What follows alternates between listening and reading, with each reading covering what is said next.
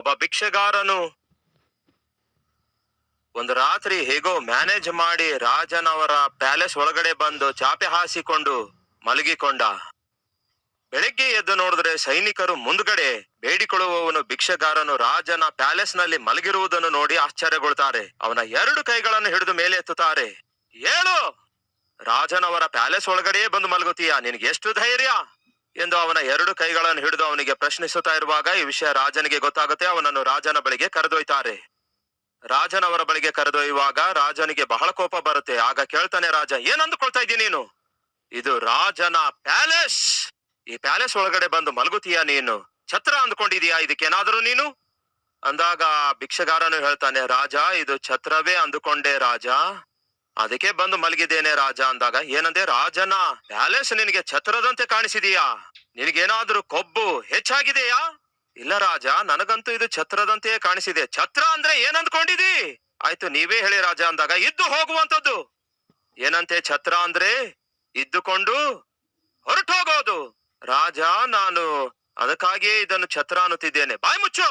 ರಾಜನಾದ ನನ್ನ ಪ್ಯಾಲೇಸಿಗೆ ಛತ್ರ ಅನ್ನುತ್ತೀಯಾ? ರಾಜ, ನೀವೇನ್ ಅಂದ್ಕೊಳ್ಬೇಡಿ.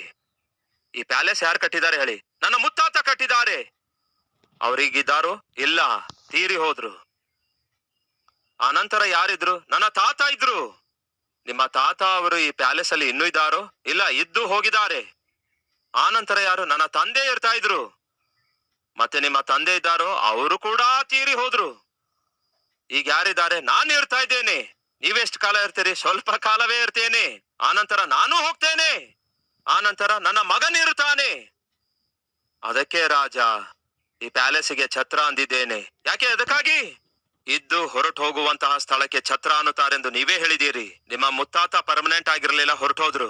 ನಿಮ್ಮ ತಾತ ಪರ್ಮನೆಂಟ್ ಆಗಿರ್ಲಿಲ್ಲ, ಹೊರಟೋದ್ರು. ನಿಮ್ಮ ತಂದೆಯವರು ಪರ್ಮನೆಂಟ್ ಆಗಿರ್ಲಿಲ್ಲ, ಹೊರಟೋದ್ರು. ನೀವು ಕೂಡ ಒಂದಲ್ಲ ಒಂದು ದಿನ ಹೋಗ್ತೀರಿ. ಇದು ಇದ್ದು ಹೋಗುವ ಸ್ಥಳವಾಗಿದೆ.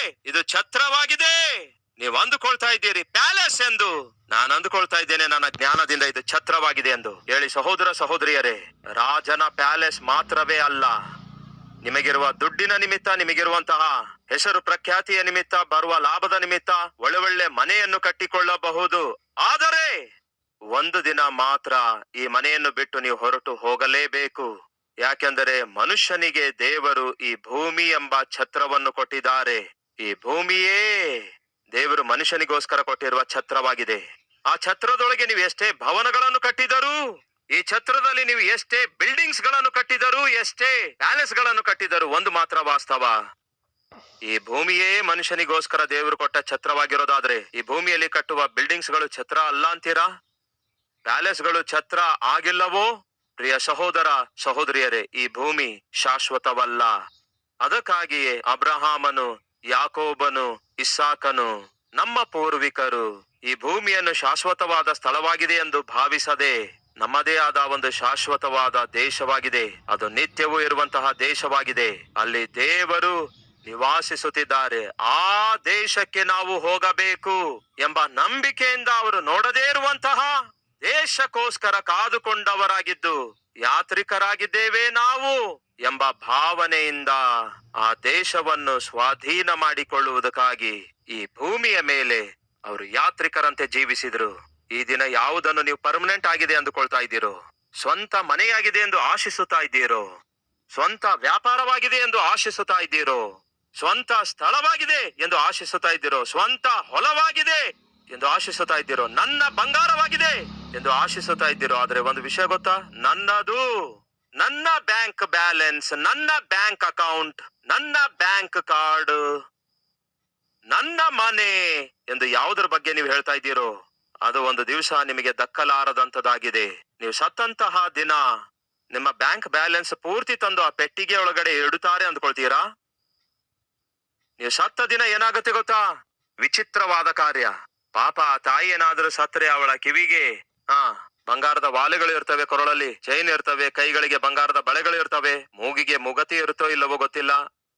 ಮೂಗಿಗೆ ಮುಗತಿ ಇದ್ರೆ ಮುಗತಿ ಆಗಲಿ, ಸಾಯ್ಬೇಕಾದ ಸಂದರ್ಭದಲ್ಲಿ ಪಾಪ ಶರೀರದ ಮೇಲೆ ಇವೆಲ್ಲ ಇರ್ತವೆ. ಆದರೆ ಪೆಟ್ಟಿಗೆಯಲ್ಲಿಡುವಾಗ ಬೇಕಾದ್ರೆ ನೋಡಿ, ಮೂಗಿನ ಮುಗತಿ ಒಬ್ಬ ಮಗಳು ಕಿತ್ಕೊಳ್ತಾಳೆ, ಕಿವಿವಾಲೆ ಮತ್ತೊಬ್ಬ ಮಗಳು ಕಿತ್ಕೊಳ್ತಾಳೆ, ಕೊರಳಲ್ಲಿರುವ ಚೈನ್ ಮೇಲೆ ಎಲ್ಲರೂ ಕಣ್ಣು ಹಾಕಿ ಯಾವಾಗ ತೆಕ್ಕೊಳ್ತಾರೋ ಯಾರಿಗೂ ಗೊತ್ತಾಗಲ್ಲ. ಕೊರಳ ಮೇಲೆ ಬಿದ್ದಂತೆ ಬೀಳ್ತಾರೆ, ಅತ್ತಂತೆ ಅಳ್ತಾರೆ, ಕದ್ಕೊಳ್ತಾರೆ. ಅಯ್ಯೋ, ಇಷ್ಟೊತ್ತು ಕೊರಳಲ್ಲಿ ಚೈನ್ ಇತ್ತಲ್ಲವೇ, ಏನಾಯ್ತೋ ಗೊತ್ತಿಲ್ಲ. ಇಷ್ಟೊತ್ತು ಕೈಯಲ್ಲಿ ಬಳೆಗಳಿದ್ವಲ್ಲವೇ, ಏನಾದ್ವೋ ಗೊತ್ತಿಲ್ಲ.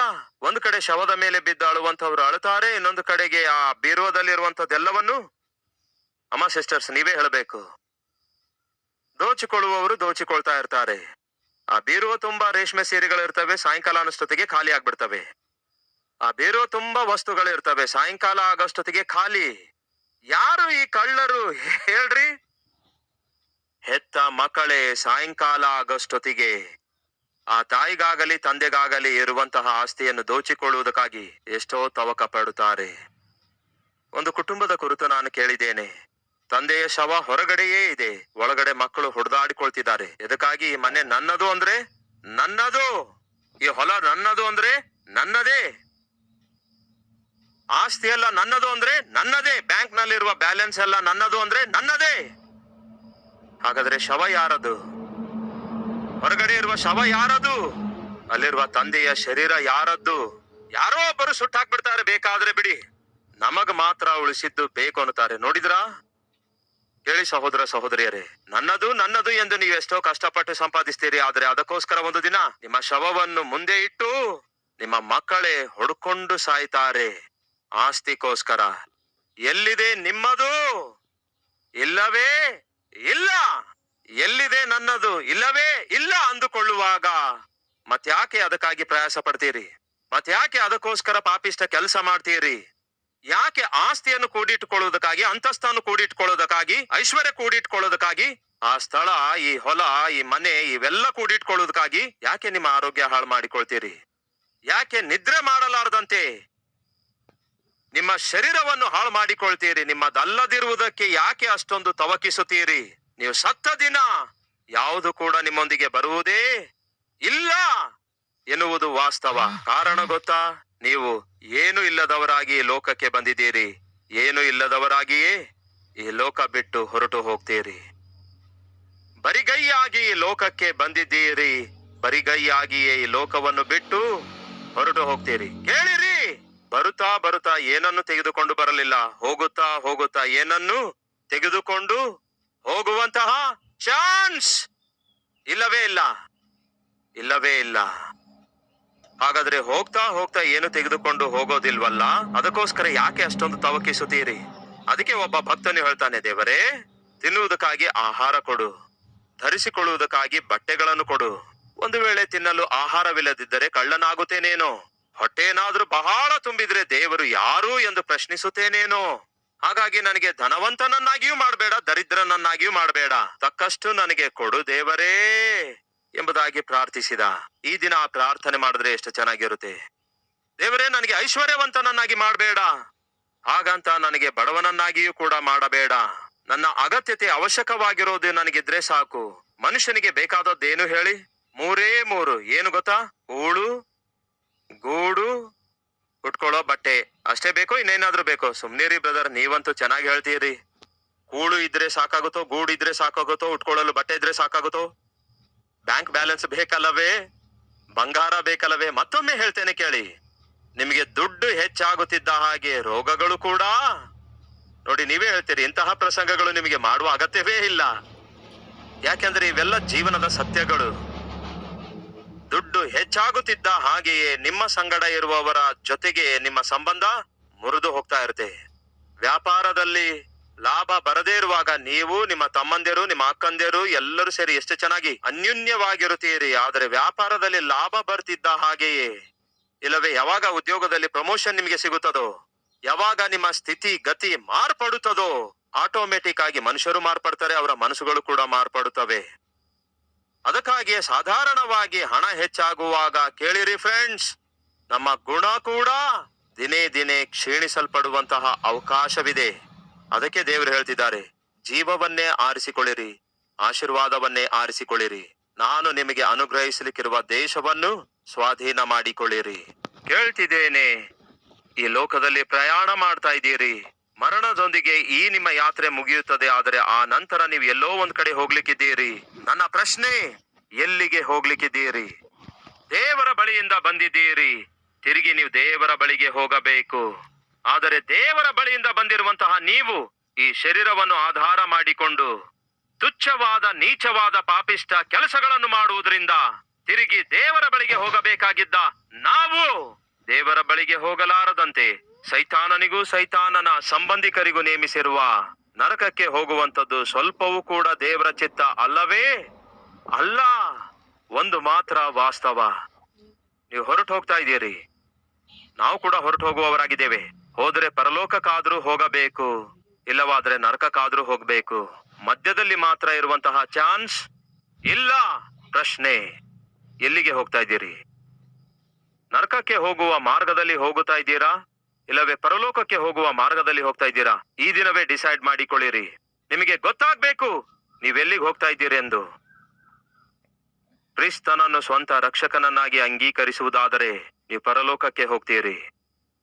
ಆ ಕ್ರಿಸ್ತನನ್ನು ಬೇಡ ಅಂದುಕೊಂಡು ನಿಮ್ಮ ಇಷ್ಟಾನುಸಾರವಾಗಿ ನೀವು ಜೀವಿಸುವುದಾದರೆ ನರಕಕ್ಕೆ ಹೋಗ್ತೀರಿ. ಹಾಗೆ ನೀವು ನರಕಕ್ಕೆ ಹೋಗೋದು ದೇವರಿಗೆ ಇಷ್ಟವಿಲ್ಲದರಿಂದಲೇ ದೇವರು ತನ್ನ ಮಗನಾದ ಯೇಸು ಕ್ರಿಸ್ತನನ್ನು ಈ ಲೋಕಕ್ಕೆ ಕಳಿಸಿದ್ದಾರೆ. ಆತನು ಈ ಲೋಕಕ್ಕೆ ಬಂದಿದ್ದಾನೆಂದು, ನಿಮಗೋಸ್ಕರ ನನಗೋಸ್ಕರ ಶಿಲುಬೆಯಲ್ಲಿ ಮರಣ ಹೊಂದಿದ್ದಾನೆಂದು ಇಗೋ ಈ ಪರಿಶುದ್ಧ ಸತ್ಯವೇದ ತಿಳಿಯಪಡಿಸುತ್ತದೆ, ಸತ್ಯವನ್ನು ವಿವರಿಸುತ್ತದೆ. ಈ ಪರಿಶುದ್ಧ ಸತ್ಯವೇದವನ್ನು ದೇವರು ನಮ್ಮ ಕೈಯಲ್ಲಿಟ್ಟಿದ್ದಾರೆ. ಇದನ್ನು ಓದುವುದಾದರೆ ದಾರಿ ತಪ್ಪಿ ಜೀವಿಸುತ್ತಿರುವಂತಹ ನಾವು ಕ್ರಿಸ್ತನು ಎನ್ನುವಂತಹ ದಾರಿಯನ್ನು ನಾವು ಕಂಡುಕೊಳ್ಳುವವರಾಗಿರ್ತೇವೆ. ಒಂದು ದಿನ ನಾನು ನನ್ನ ಕುಟುಂಬ ಸೇರಿ ಸಿಂಗಾಪುರ್ಗೆ ಹೋಗಿದ್ದೆವು. ಹಾಗೆ ಸಿಂಗಾಪುರ್ಗೆ ಹೋದಾಗ ಅಲ್ಲಿ ಯೂನಿವರ್ಸಲ್ ಸ್ಟುಡಿಯೋ ಎನ್ನುವಂತಹ ಒಂದು ಬಹಳ ದೊಡ್ಡ ಸ್ಟುಡಿಯೋ ಅಲ್ಲಿ ಇದ್ದಿತ್ತು. ನಾವು ಸಾಧಾರಣವಾಗಿ ಅನ್ನುತ್ತೇವಲ್ಲವೇ ಜಾಯಿಂಟ್ ವೀಲ್ಸ್ ಎಂಬುದಾಗಿ, ಜಾಯಿಂಟ್ ವೀಲ್ಸ್ ಅನ್ನುತ್ತೇವಲ್ಲವೇ, ಹೀಗೆ ಇವೆಲ್ಲವೂ ಇರುತ್ತವೆ. ಸ್ಪೆಷಲಿ ಮಕ್ಕಳು ಆಟ ಆಡುವುದಕ್ಕಾಗಿ ರೋಲ್ ಕಾಸ್ಟರ್ಸ್ ಇವೆಲ್ಲ ಇದುವು ಅಲ್ಲಿ. ಅದು ಬಹಳ ದೊಡ್ಡದಾಗಿತ್ತು, ಕೆಲವು ಕಿಲೋಮೀಟರ್ಗಳಷ್ಟು ದೊಡ್ಡದಾಗಿತ್ತು. ಬೆಟ್ಟದ ಮೇಲೆ ಹೋಗ್ತಾರೆ, ಆ ಬೆಟ್ಟದ ಮೇಲಿನಿಂದ ಜಾರಿಕೊಂಡು ಕೆಳಗಡೆ ಬರುತ್ತಾರೆ. ಸಾವಿರಾರು ಜನರು ಪ್ರಪಂಚದ 4 ಮೂಲೆಗಳಿಂದಲೂ ಆ ಯೂನಿವರ್ಸಲ್ ಸ್ಟುಡಿಯೋಕ್ಕೆ ಬರ್ತಾರೆ. ಆಗ ನನ್ನ ಮಕ್ಕಳ ವಯಸ್ಸು ಬಹುಶಃ ಪ್ರಿನ್ಸ್ ಮಗನ ವಯಸ್ಸು 11 ವರ್ಷ ಆಗಿರ್ಬೋದು, ಸುಹಾಸ್ ಮಗನ ವಯಸ್ಸು 7 ವರ್ಷ ಆಗಿರ್ಬೋದು, ಇಲ್ಲವೇ 8 ಇಯರ್ಸ್ ಅಂದ್ಕೊಳ್ತೇನೆ. ಬಹಳ ಚಿಕ್ಕವರಾಗಿದ್ರು. ಆ ಯೂನಿವರ್ಸಲ್ ಸ್ಟುಡಿಯೋಕ್ಕೆ ಹೋದ ನಂತರ ಯಾವತ್ತೂ ಒಂದು ಕೆಲಸ ಮಾಡಿರಲಿಲ್ಲ. ಫಸ್ಟ್ ಟೈಮ್ ಆ ಕೆಲಸ ಮಾಡಿದೆ. ಯಾವುದು ಆ ಕೆಲಸ ಅಂದರೆ, ಅದೇನೋ ನನಗನಿಸಿತ್ತು. ನನ್ನ 2 ಮಕ್ಕಳನ್ನು ಹತ್ತಿರಕ್ಕೆ ಕರೆದು ನಾನು ಅವರ ಕೈ ಮೇಲೆ ಏನೋ ಬರೆಯಲು ಆರಂಭಿಸಿದೆ. ಅವ್ರಿಗೇನೋ ಅರ್ಥ ಆಗ್ಲಿಲ್ಲ, ಡ್ಯಾಡಿ ಏನ್ ಬರೆಯುತ್ತಿದ್ದಾರೆ ಎಂದು. ಹಾಗೆಯೇ ನೋಡ್ತಾ ಇದ್ರು. ಅವರ ಕೈ ಮೇಲೆ ಬರದೆ ಏನೆಂದು ಬರ್ದೇನು ಗೊತ್ತಾ? ನನ್ನ ಸೆಲ್ ಫೋನ್ ನಂಬರ್ ಅನ್ನು ಬರ್ದೆ. ಏನ್ ಬರ್ದೆ? ನನ್ನ ಸೆಲ್ ಫೋನ್ ನಂಬರ್ ಬರ್ದೆ. 2 ಕೈಗಳ ಮೇಲೆ ಅಂದ್ರೆ ಅಂಗೈ ಮೇಲೆ ನನ್ನ ಸೆಲ್ ಫೋನ್ ನಂಬರ್ ಬರೆದು, ಕೇಳಿ ಮಕ್ಕಳೇ, ಇದು ಬಹಳ ದೊಡ್ಡ ಸ್ಟುಡಿಯೋ ಆಗಿದೆ, ಇದಕ್ಕೆ ಬಹಳ ದಾರಿಗಳಿವೆ. ಯಾವುದೇ ಸಮಯದಲ್ಲಾಗಲಿ ಇಲ್ಲಿ ಮಿಸ್ ಆಗುವ ಅವಕಾಶ ಇದೆ. ನೀವು ಇಲ್ಲಿರುವ ಅಟ್ರಾಕ್ಷನ್ಸ್ ಗಳನ್ನು ನೋಡಿ ಯಾವುದಾದ್ರೂ ಒಂದು ಸಮಯದಲ್ಲಿ ಆಕರ್ಷಿತರಾಗಿ ನೀವು ಮಿಸ್ ಆಗುವ ಅವಕಾಶವಿದೆ. ಒಂದು ವೇಳೆ ಮಿಸ್ ಏನಾದ್ರೂ ಆದ್ರೆ ಭಯಪಡಬೇಡಿರಿ. ಈ ನಂಬರ್ ಕೈಯಲ್ಲಿ ಇದೆಯಲ್ಲವೇ? ಯಾರಿಗೇ ಆಗಲಿ, ಸಾಧಾರಣವಾಗಿ ಈ ಸ್ಟುಡಿಯೋದಲ್ಲಿ ನಿಮ್ಗೆ ಪೊಲೀಸ್ ಆಫೀಸರ್ಸ್ ಕಾಣಿಸ್ತಾ ಇರ್ತಾರೆ, ಪೊಲೀಸ್ ಅಧಿಕಾರಿಗಳು ಅಲ್ಲಲ್ಲಿ ನಿಮಗೆ ಕಾಣಿಸ್ತಾರೆ. ಡೈರೆಕ್ಟ್ ಆಗಿ ಅವರ ಬಳಿಗೆ ಹೋಗಿ, ಸರ್ ನಾನು ದಾರಿ ತಪ್ಪಿದ್ದೇನೆ, ನನ್ನ ಫಾದರ್, ನನ್ನ ಡ್ಯಾಡಿ ಫೋನ್ ನಂಬರ್ ಇದಾಗಿದೆ, ಇದಕ್ಕೆ ಫೋನ್ ಮಾಡುವಿರಾ ಎಂದು ಕೇಳುವುದಾದರೆ ಅವರು ಫೋನ್ ಮಾಡ್ತಾರೆ. ಆಗ ತಕ್ಷಣವೇ ಬಂದು ನಾನು ನಿಮಗೆ ಭೇಟಿ ಆಗ್ತೇನೆ ಅಂದೆ. ದಯವಿಟ್ಟು ಇದನ್ನು ಮರೆಯಬೇಡಿ ಅಂದಾಗ, ಆಯ್ತು ಡ್ಯಾಡಿ ಅಂದ್ರು. ಹೀಗೆ 4-5 ಗಂಟೆಗಳು ನಾವು ಕಳೆದ ನಂತರ ಬೆಟ್ಟದ ಮೇಲಿನಿಂದ ಒಂದು ಗಾಡಿಯಲ್ಲಿ 4 ಜನರಿಗೂ ಒಂದೊಂದು ಗಾಡಿಗಳನ್ನು ಕೊಟ್ರು. ಆ ಬೆಟ್ಟದ ಮೇಲಿನಿಂದ ಆ ಗಾಡಿಯೊಳಗೆ ಕೆಳಗೆ ಬರಬೇಕು. 4 ಜನ ಗಾಡಿಯಲ್ಲಿ ಕೂತ್ಕೊಂಡೆವು. ಬರ್ತಾ ಇದ್ದೇವೆ. ನಾನು, ನನ್ನ ಹೆಂಡತಿ, ನನ್ನ 2ನೇ ಮಗ ಬಂದ್ಬಿಟ್ಟೆವು. ಪ್ರಿನ್ಸ್ ಮಗ ಬರ್ತಾನೆ ಅಂತ ಎದುರು ನೋಡಿದ್ರು, ಬರಲಿಲ್ಲ. ಅವನು ನಮ್ಗಿಂತಲೂ ಮುಂಚಿತವಾಗಿಯೇ ಬಂದನೋ, ಇಲ್ಲವೇ ಮಧ್ಯದಲ್ಲಿ ಏನಾದ್ರೂ ಆಯ್ತೋ, ಇಲ್ಲವೇ ಗಾಡಿ ಏನಾದ್ರೂ ಕೆಟ್ಟ ಹೋಯ್ತೋ, ಏನಾಯ್ತು ಎಂದು ಗೊತ್ತಾಗ್ಲಿಲ್ಲ. 5 ನಿಮಿಷ ಆಯ್ತು, 10 ನಿಮಿಷ ಆಯ್ತು, 15 ನಿಮಿಷ ಆಯ್ತು, ಅರ್ಧ ಗಂಟೆ ಆಯ್ತು, 1 ಗಂಟೆ ಆಯ್ತು. ಎಷ್ಟೋ ಟೆನ್ಷನ್ಗೊಳಗಾದೆವು.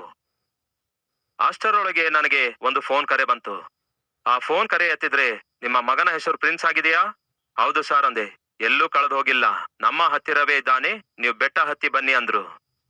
ಆಗ ನಾವು ಮತ್ತೆ ತಕ್ಷಣ ಬೆಟ್ಟ ಹತ್ತಿ ಹೋಗಬೇಕಾಯ್ತು. ಅಲ್ಲಿ ಆರಾಮಾಗಿ ಹೀಗೆ ಕೈ ಕಟ್ಕೊಂಡು ನಿಂತಿದ್ದಾನೆ. ನಡೆದಿದ್ದೇನೆಂದರೆ, ಅವನು ಮೇಲಿನಿಂದ ಕೆಳಗೆ ಬರುವಾಗಲೇ ಅವನು ಓಡಿಸುವ ಗಾಡಿ ಸ್ವಲ್ಪ ಪಕ್ಕಕ್ಕೆ ತಗಲಿ, ಆ ರೋಡ್ಗೆ ತಗಲಿ ಅಲ್ಲೇ ನಿಂತ್ಕೊಂಡಿತ್ತು. ಅದರಿಂದ ಇಳಿದು ಮೇಲೆ ನಡ್ಕೊಂಡು ಹೋದ. ಆದ್ರೆ ದಯವಿಟ್ಟು ಗಮನಿಸಿ, ದಾರಿ ತಪ್ಪಿ ಹೋಗುವ ಪರಿಸ್ಥಿತಿ, ತಂದೆಯಿಂದ ದೂರ ಆಗುವ ಪರಿಸ್ಥಿತಿ ಅಲ್ಲಿ ಉಂಟಾದಾಗ ಅವನಿಗೆ ಕಾಪಾಡಿದ್ದು ಯಾವುದು ಗೊತ್ತಾ? ತಂದೆ ಬರೆದು ಕೊಟ್ಟ ಫೋನ್ ನಂಬರ್ ಮಾತ್ರವೇ ಅವನನ್ನು ಮತ್ತೆ ತಂದೆಯ ಬಳಿಗೆ ಸೇರಿಸಿತು. ನಾವು ಕೂಡ ದಾರಿ ತಪ್ಪಿ ದೇವರಿಂದ ದೂರವಾಗುತ್ತಿರುವಾಗ ಯಾವುದು ನಮ್ಮನ್ನು ಮತ್ತೆ ದೇವರ ಬಳಿಗೆ ಸೇರಿಸುತ್ತದೆ ಗೊತ್ತಾ? ದೇವರು ನಮಗೆ ಬರೆದು ಕೊಟ್ಟಿರುವಂತಹ ಈ ಪರಿಶುದ್ಧ ಸತ್ಯವೇದ. ನೀವು ನಾನು ದಾರಿ ತಪ್ಪಿ ಹೋಗಬಾರದೆಂದು, ನೀವು ನಾನು ನರಕಕ್ಕೆ ಹೋಗಬಾರದೆಂದು, ನಾವು ದೇವರಿಂದ ದೂರ ಆಗಬಾರದೆಂದು ದೇವರು ನಿಮಗೋಸ್ಕರ ನನಗೋಸ್ಕರ ಈ ಪರಿಶುದ್ಧ ಸತ್ಯವೇದ ಕೊಟ್ಟಿದ್ದಾರೆ. ಈ ಪರಿಶುದ್ಧ ಸತ್ಯವೇದ ತಿಳಿಯಪಡಿಸುತ್ತೆ ಏನನ್ನು, ಯಾವ ರೀತಿಯಾಗಿ ನಾವು ಪರಲೋಕಕ್ಕೆ ಹೋಗಬೇಕೆಂದು, ಹೇಗೆ ಕ್ರಿಸ್ತನನ್ನು ಸ್ವಂತ ರಕ್ಷಕನನ್ನಾಗಿ ಅಂಗೀಕರಿಸಬೇಕೆಂದು. ಪ್ರಿಯ ಸಹೋದರ ಸಹೋದರಿ, ಕೇಳಿರಿ, ನಾವೆಲ್ಲರೂ ದಾರಿ ತಪ್ಪಿದ್ದೇವೆ. ಆದರೆ ದಾರಿ ತಪ್ಪಿರುವಂತಹ ನಮ್ಮನ್ನು ಪರಲೋಕಕ್ಕೆ ಸೇರಿಸುವುದಕ್ಕಾಗಿ ದೇವರೇ ತನ್ನ ಮಗನಾಗಿರುವ ಯೇಸು ಕ್ರಿಸ್ತನನ್ನು ಈ ಭೂಲೋಕಕ್ಕೆ ಕಳುಹಿಸಿಕೊಟ್ಟಿದ್ದಾರೆ. ಆತನಲ್ಲಿ ನೀವು ನಂಬಿಕೆ ಇಡೋದಾದರೆ, ಆತನನ್ನು ನೀವು ಅಂಗೀಕರಿಸುವುದಾದರೆ, ಆತನನ್ನು ನೀವು ಹಿಂಬಾಲಿಸುವುದಾದರೆ, ಆತನೇ ಹೇಳುತ್ತಾನೆ, ನನ್ನಲ್ಲಿ ನಂಬಿಕೆ ಇಡುವವನು ಎಂದಿಗೂ ನಶಿಸಿ ಹೋಗುವುದೇ ಇಲ್ಲವೆಂದು. ಈ ದಿನ ನನ್ನ ಪ್ರಶ್ನೆ, ನಿಮ್ಮಲ್ಲಿ ಎಷ್ಟು ಜನ ಕ್ರಿಸ್ತನನ್ನು ಹಿಂಬಾಲಿಸಿ ಪರಲೋಕಕ್ಕೆ ಹೋಗಬೇಕು ಆಶಿಸುವಂತವರಾಗಿದ್ದೀರಿ ಎಂದು ಒಮ್ಮೆ ಕೈ ತೋರಿಸುವಿರಾ? ಹಾಗಾದರೆ ಕೇಳಿರಿ, ಪರಲೋಕದಲ್ಲಿ ದೇವರಿಗೆ ಭೇಟಿಯಾಗಬೇಕಾದರೆ ಭೂಲೋಕದಲ್ಲಿ ಕರ್ತನಾದ ಯೇಸು ಕ್ರಿಸ್ತನನ್ನು ನೀವು ತಿಳಿದುಕೊಳ್ಳಬೇಕು. ಆತನು ಅನುಗ್ರಹಿಸುವಂತಹ ಕ್ಷಮಾಪಣೆಯನ್ನು ನೀವು ಹೊಂದಿಕೊಳ್ಳಬೇಕು. ಹಾಗೆ ಹೊಂದಿಕೊಳ್ಳಬೇಕಾದಾಗ ನೀವು ಮಾಡಬೇಕಾದದ್ದೇನೂ ಇಲ್ಲ. ನಿಮ್ಮ ಪಾಪಗಳಿಗೋಸ್ಕರ ಪಶ್ಚಾತ್ತಾಪ ಪಡಬೇಕು, ಕ್ಷಮಾಪಣೆ ಕೋರಿಕೊಳ್ಳಬೇಕು, ಪಾಪಗಳನ್ನು ಕ್ಷಮಿಸಿರಿ ಎಂದು ದೇವರಿಗೆ ಬೇಡಿಕೊಳ್ಳಬೇಕು, ಪಾಪವನ್ನು ಬಿಟ್ಟು ಬಿಡಬೇಕು, ಕ್ರಿಸ್ತನು ಅನುಗ್ರಹಿಸುವಂತಹ ರಕ್ಷಣೆ ಹೊಂದಿಕೊಳ್ಳಬೇಕು, ಆತನ ಮಾರ್ಗದಲ್ಲಿ ನಡೆಯುತ್ತಾ ಮುಂದಕ್ಕೆ ಸಾಗಬೇಕು. ಈ ಲೋಕಯಾತ್ರೆಯಲ್ಲಿ ನೀವು ಕಣ್ಣು ಮುಚ್ಚುವುದಾದರೆ ಮತ್ತೆ ಎಲ್ಲಿ ಕಣ್ಣು ತೆರೆಯುತ್ತೀರಿ ಗೊತ್ತಾ? ನೇರವಾಗಿ ಪರಲೋಕದಲ್ಲಿಯೇ ಕಣ್ಣು ತೆರೆಯುತ್ತೀರಿ. ಕ್ರಿಸ್ತನನ್ನು ಈ ಭೂಲೋಕದಲ್ಲಿ ನೀವು ಕಂಡುಕೊಳ್ಳದಿದ್ದರೆ ನರಕದಲ್ಲಿ ಕಣ್ಣು ತೆರೆಯುತ್ತೀರಿ. ನಾವು ಹೋಗ್ತಿದ್ದೇವೆ, ಆದ್ರೆ ಎಲ್ಲಿಗೆ ಹೋಗ್ತಿದ್ದೇವೆ? ಹೋದ್ರೆ ಪರಲೋಕಕ್ಕಾದ್ರೂ ಹೋಗ್ಬೇಕು, ಇಲ್ಲವೇ ನರಕಕ್ಕಾದ್ರೂ ಹೋಗ್ಬೇಕು. ಯಾರಿಗೆ ಭೇಟಿ ಆಗ್ಲಿಕ್ಕಿದ್ದೀರಿ? ಈಗ ತಾನೇ ಹೇಳಿದ್ದೇನಲ್ಲವೇ, ನೀವು ಕ್ರಿಸ್ತನನ್ನು ಈ ಭೂಲೋಕದಲ್ಲಿ ಕಂಡುಕೊಂಡು ರಕ್ಷಕನನ್ನಾಗಿ ಅಂಗೀಕರಿಸುವುದಾದರೆ ನೀವು ಇಲ್ಲಿ ಕಣ್ಣು ಮುಚ್ಚುತ್ತೀರಿ, ಪರಲೋಕದಲ್ಲಿ ಕಣ್ಣು ತೆರೆಯುತ್ತೀರಿ. ಅಲ್ಲಿ ಯಾರಿರುತ್ತಾರೆ? ಪರಿಶುದ್ಧರೆಲ್ಲರೂ ಇರುತ್ತಾರೆ. ಯಾರಿಗೆ ಭೇಟಿ ಆಗ್ಲಿಕ್ಕಿದ್ದೀರಿ? ನೀವು ಎಲ್ಲರಿಗೂ ಭೇಟಿ ಆಗ್ಲಿಕ್ಕಿದ್ದೀರಿ. ಯಾರು ಅವರು? ನಂಬಿಕೆಯ ವೀರರು. ಪ್ರಾಮುಖ್ಯವಾಗಿ ನೀವು ಕರ್ತನಾದ ಯೇಸು ಕ್ರಿಸ್ತನಿಗೆ ಭೇಟಿ ಆಗ್ಲಿಕ್ಕಿದ್ದೀರಿ. ಆತನನ್ನು ಕಣ್ಣಾರೆ ನೋಡ್ಲಿಕ್ಕಿದ್ದೀರಿ.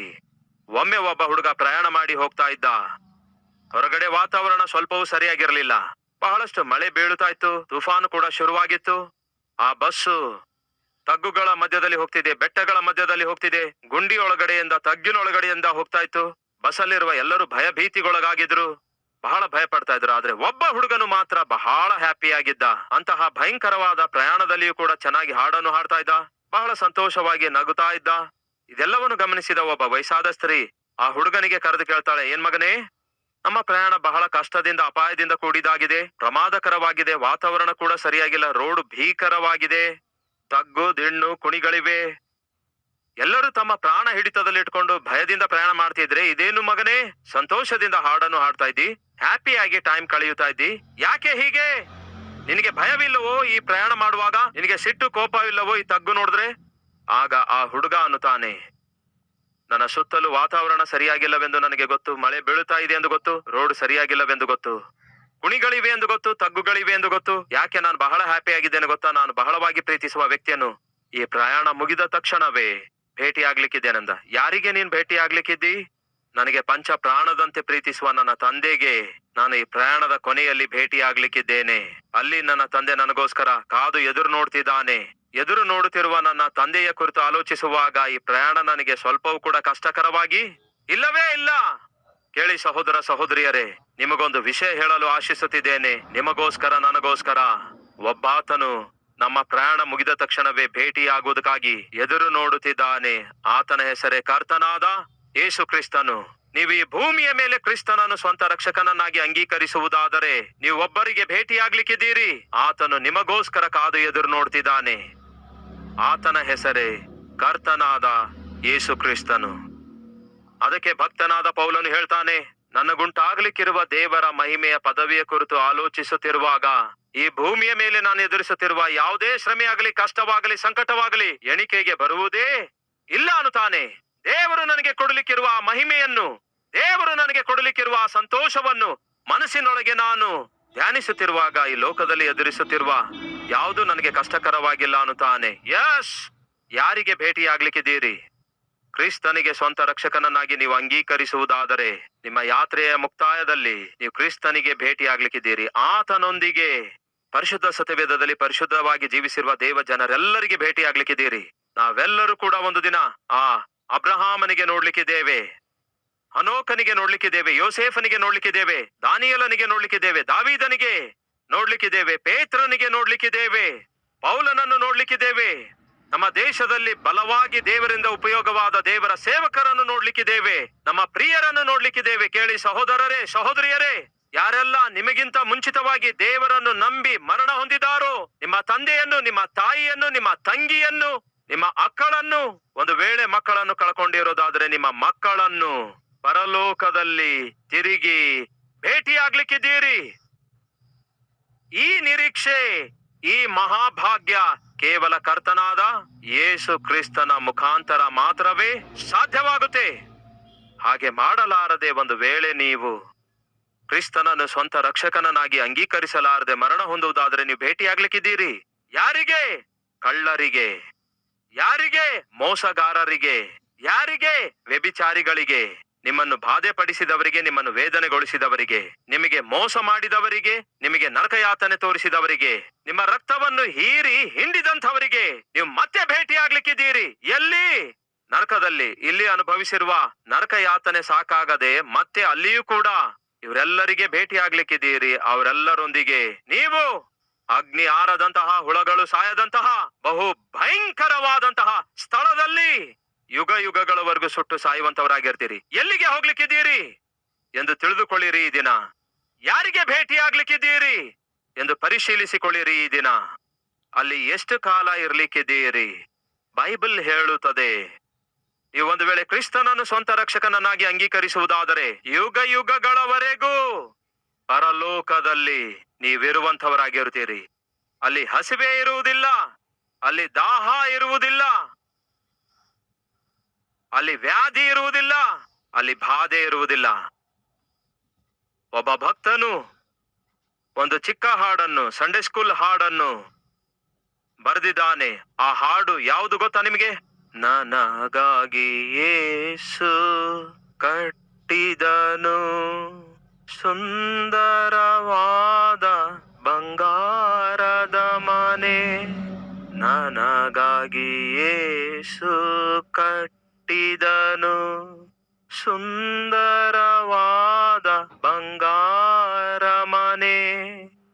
ಅಲ್ಲಿ ಕಣ್ಣೀರಿಲ್ಲ, ಕಳವಳ ಇಲ್ಲ, ಯುಗ ಯುಗವರೆಗೂ ಪರಮಾನಂದವೇ.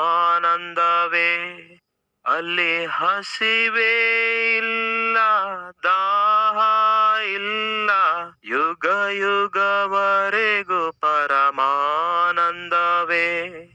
ನನಗಾಗಿ ಯೇಸು ಕಟ್ಟಿದನು ಸುಂದರವಾದ ಬಂಗಾರದ ಮನೆ. ಏನಂತೆ? ಗುಡಿಸಲುಗಳಲ್ಲ, ತೆಂಗಿನ ಗರಿಗಳ ಮನೆಯಲ್ಲ, ಚಿಕ್ಕ ಗುಡಿಸಲಲ್ಲ. ಏನಂತೆ? ಯಾವಾಗ್ಲೂ ಹೇಳ್ತಿರ್ತೇನೆ, ಕಾಸು ದುಡ್ಡಿಗಾಗಿ ಕುಟುಂಬ ಒಡೆದುಕೊಳ್ಳಬೇಡಿರಿ ಎಂದು, ಕುಟುಂಬ ಕೆಡವಿ ಹಾಕಿಕೊಳ್ಳಬೇಡಿರಿ ಎಂದು. ನೀವು ನಿತ್ಯತ್ವದಲ್ಲಿ ವಾಸ ಮಾಡುವಂತದ್ದೇ ಬಂಗಾರದ ಮನೆಯಲ್ಲಿ, ನಿತ್ಯತ್ವದಲ್ಲಿ ನಡಿಲಿಕ್ಕಿದ್ದೀರಿ ಬಂಗಾರದ ಬೀದಿಯಲ್ಲಿ. ಅಂತಹ ದೊಡ್ಡ ಪರಲೋಕವನ್ನು ದೇವರು ನಿಮಗೋಸ್ಕರ, ನನಗೋಸ್ಕರ ನಿರ್ಮಿಸುತ್ತಾ ಇದ್ರೆ ನರಕಕ್ಕೆ ಹೋಗ್ತೀರಾ? ಈ ದಿನ ತಿಳಿದುಕೊಳ್ಳಿರಿ. ಎಲ್ಲಿಗೆ ಹೋಗ್ತಾ ಇದ್ದೀರಿ?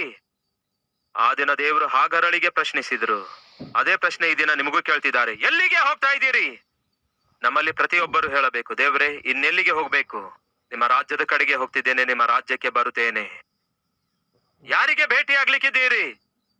ಕ್ರಿಸ್ತನನ್ನು ಸ್ವಂತ ರಕ್ಷಕನನ್ನಾಗಿ ಅಂಗೀಕರಿಸುವುದಾದರೆ ಕ್ರಿಸ್ತನಿಗೆ ಭೇಟಿ ಆಗ್ಲಿಕ್ಕಿದ್ದೀರಿ. ಕ್ರಿಸ್ತನಲ್ಲಿ ನಂಬಿಕೆ ಇಟ್ಟಿರುವಂತಹ ಎಲ್ಲರನ್ನು ಮತ್ತೊಮ್ಮೆ ನೀವು ಭೇಟಿ ಆಗ್ಲಿಕ್ಕಿದ್ದೀರಿ. ನಿಮ್ಮ ಸ್ವಂತವರೆಲ್ಲರನ್ನು ಕ್ರಿಸ್ತನಲ್ಲಿ ಮರಣ ಹೊಂದಿರುವ ನಿಮ್ಮ ಸ್ವಂತವರೆಲ್ಲರನ್ನು ಭೇಟಿಯಾಗ್ಲಿಕ್ಕಿದ್ದೀರಿ. ನಿಮ್ಮ ಸಹೋದರರನ್ನು, ಸಹೋದರಿಯರನ್ನು, ನಿಮ್ಮ ಒಡ ಹುಟ್ಟಿದವರನ್ನು, ನಿಮ್ಮ ಸ್ನೇಹಿತರನ್ನು, ಯೇಸುವಿನಲ್ಲಿ ನಂಬಿಕೆಟ್ಟು ಮರಣ ಹೊಂದಿರುವ ಭಕ್ತರೆಲ್ಲರನ್ನು ನಾವು ಮತ್ತೊಮ್ಮೆ ಭೇಟಿಯಾಗ್ಲಿಕ್ಕಿದ್ದೇವೆ. ಯುಗ ಯುಗಗಳವರೆಗೂ ನಾವು ದೇವರೊಂದಿಗೆ ವಾಸಿಸುವಂತವರಾಗಿದ್ದೇವೆ. ಇಲ್ಲವೇ ನರಕಕ್ಕೆ ಹೋಗುವಂತವರಾಗಿರುತ್ತೀರಿ. ದೇವರಿಗೆ ವಿರುದ್ಧವಾಗಿ ಜೀವಿಸಿರುವ ದುರ್ಮಾರ್ಗಿಗಳೆಲ್ಲರನ್ನು ಮತ್ತೆ ನೋಡ್ತೀರಿ. ಅವರೊಂದಿಗೆ ಯುಗ ಯುಗಗಳವರೆಗೂ ಅಗ್ನಿ ಆರದಂತಹ, ಹುಳುಗಳು ಸಾಯದಂತಹ ಭಯಂಕರವಾದ ಆ ಅಗ್ನಿ ಗುಂಡಿಯೊಳಗೆ ಸುಡುತ್ತಾ ಇರುತ್ತೀರಿ. ಏನ್ ಮಾಡ್ಲಿಕ್ಕಿದ್ದೀರಿ? ಎಲ್ಲಿಗೆ ಹೋಗ್ಲಿಕ್ಕಿದ್ದೀರಿ? ಈ ದಿನ ಒಂದು ತೀರ್ಮಾನ ತೆಗೆದುಕೊಳ್ಳುವೀರಾ? ದೇವರೇ, ನಾನು ಅಗ್ನಿಗುಂಡಿಗೆ ಹೋಗಬೇಕೆಂದು ಇಚ್ಛಿಸುತ್ತಿಲ್ಲ, ನಿಮ್ಮ ರಾಜ್ಯಕ್ಕೆ ಬರಲು ಇಚ್ಛಿಸುತ್ತಿದ್ದೇನೆ ಅನ್ನುವುದಾದರೆ ಈ ದಿನವೇ ಕ್ರಿಸ್ತನನ್ನು ನಿಮ್ಮ ಸ್ವಂತ ರಕ್ಷಕನನ್ನಾಗಿ ಅಂಗೀಕರಿಸಬೇಕು.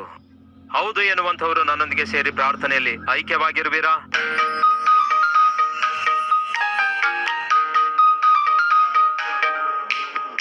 ಮಹಾಪರಿಶುದ್ಧನಾದ ಪ್ರೀತಿಯುಳ್ಳ ತಂದೆಯೇ, ಪಾಪದಲ್ಲಿಯೇ ಜೀವಿಸಿ ಪಾಪದಲ್ಲಿಯೇ ಮರಣ ಹೊಂದುವುದಾದರೆ ನೇರವಾಗಿ ನರಕಕ್ಕೆ ಹೋಗ್ತಾರೆ. ಆದರೆ ಕ್ರಿಸ್ತನನ್ನು, ಅಂದರೆ ನಿಮ್ಮ ಮಗನಾದ ಯೇಸು ಕ್ರಿಸ್ತನನ್ನು ಸ್ವಂತ ರಕ್ಷಕನನ್ನಾಗಿ ಅಂಗೀಕರಿಸಿ ಮಾಡಿರುವ ಪಾಪಗಳಿಗಾಗಿ ಪಶ್ಚಾತ್ತಾಪ ಪಡುವುದಾದರೆ ನಿತ್ಯ ಜೀವಕ್ಕೆ ವಾರಸುದಾರರಾಗಿ ನಿಮ್ಮ ಸನ್ನಿಧಿಗೆ ಸೇರುವಂತವರಾಗಿರುತ್ತಾರೆ. ಯಾರ್ಯಾರು ದೇವರೇ ಈ ಸಮಯದಲ್ಲಿ ತಮ್ಮ ಜೀವಿತವನ್ನು ನಿಮಗೆ ಅರ್ಪಿಸಿಕೊಡ್ತಿದ್ದಾರೋ, ಪಾಪ ಕ್ಷಮಾಪಣೆಗಾಗಿ ಪಶ್ಚಾತ್ತಾಪ ಪಡ್ತಿದ್ದಾರೋ ಅಂತವರನ್ನು ಕ್ಷಮಿಸಿರಿ ದೇವರೇ.